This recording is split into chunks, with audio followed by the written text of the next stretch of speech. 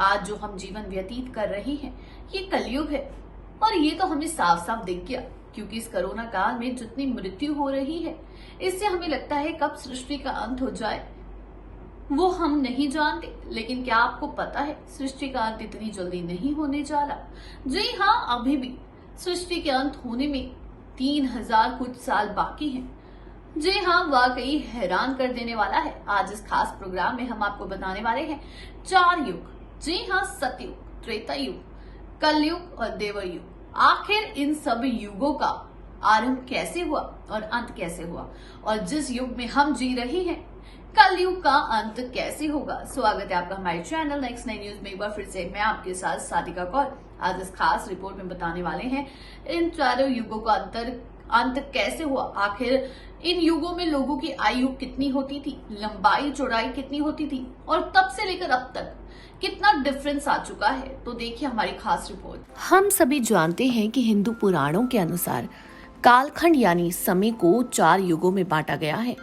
इसी कालखंड के सतयुग, त्रेता युग, द्वापर युग और कलयुग के नाम से जाना जाता है। हिंदू पुराणों के अनुसार ऐसा माना जाता है कि जब भी किसी कालखंड में उस समय की परिस्थिति मानकों के अनुसार धर्म का लोप होने लगता है तो भगवान श्री हरि अवतरित होकर अधर्मियों का नाश करते हैं और फिर तीनों लोक में धर्म की स्थापना करते हैं, जिसके बाद एक नए कालखंड यानी युग का आरंभ होता है। तो आज हम आपको बताने वाले हैं कि पुराणों के अनुसार सतयुग, त्रेता युग, द्वापर युग और कलयुग में कैसे आरंभ हुआ और इसका अंत कैसे होगा।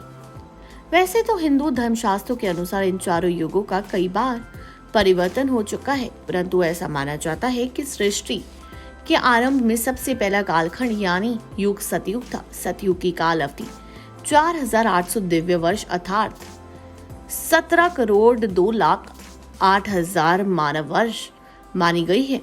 ऐसा माना जाता है कि इस युग में मनुष्यों की आयु 1 लाख वर्ष के करीब होती थी। साथ ही सतयुग में मनुष्यों की लंबाई भी आज की तुलना में काफी अधिक होती थी।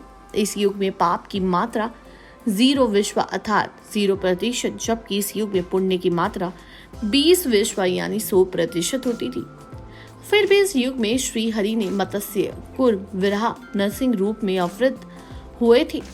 अब यहाँ ये सवाल उठता है कि जब सतयुग में पाप नहीं था तो फिर श्री हरि ने इन रूपों में क्यों अवतार लिया। तो हम आपको बता दें कि जब परमपिता ब्रह्मा ने इस सृष्टि की रचना की तो उस युग में देवों, मनुष्य, नागों, गंधर्वों इन सभी के साथ साथ दैत्यों की भी उत्पत्ति की ताकि सृष्टि का संतुलन बना रहे।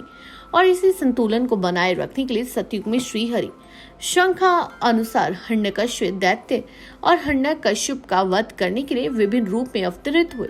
हिंदू धर्म ग्रंथ की माने तो क्योंकि इस वर्ष मनुष्य अपने विकास की ओर अग्रसर होकर अर्थात मनुष्य जानवरों से धीरे धीरे अपने वास्तविक रूप में आ रहा था। इसके अलावा हरि का ये सारे अवतार मानव के विकास का भी प्रतीक माना जाता है। वहीं सतयुग की समाप्ति के बाद त्रेता युग आया। इस युग की बात करें तो इस युग में श्री हरि ने वामन और श्री राम के रूप में पूर्ण अवतार लिया था, जबकि परशुराम के रूप में उन्होंने अश्वांतर लिया था। इस युग की काल अवधि 3600 दिव्य वर्ष अर्थात 12,89,000 मानव वर्ष माना जाता है। इस युग में मनुष्य की उम्र 10,000 वर्ष हुआ करती थी, जबकि लंबी 100 से 150 फीट हुआ करती थी। इस युग में पाप की मात्रा 5 विश्व 25%, जबकि पुण्य की मात्रा 25 विश्व यानी 75% थी। इसी युग में रावण, कुंभकर्ण, बाली, अहिरावण और अत्याचारी राजा भी हुआ करते थे, जो अपने बल के अहंकार में आकर रूप में अवतरित हुए और इन अत्याचारियों का नाश किया। फिर जब वो अयोध्या वापस आए तो उन्होंने कई वर्ष तक वहां शासन किया। फिर देवी सीता के पृथ्वी में समा जाने के कुछ वर्षों बाद उन्होंने अपना देह त्याग कर ऐसा माना जाता है कि प्रभु श्री राम के देह त्यागने के बाद एक बार फिर एक नए युग का सृजन हुआ, जिसने द्वापर युग के नाम से जाना जाता है। वहीं बात करें द्वापर युग की, जहां श्री हरि ने कृष्ण के रूप में जन्म लिया था। इस युग की काल अवधि 2400 दिव्य वर्ष अर्थात 86,400 मानव वर्ष मानी जाती है। इस युग में मनुष्य की आयु 1000 वर्ष हुआ करती थी। इस युग पाप मात्रा 10 विश्व अर्थात 50% हुआ करती थी।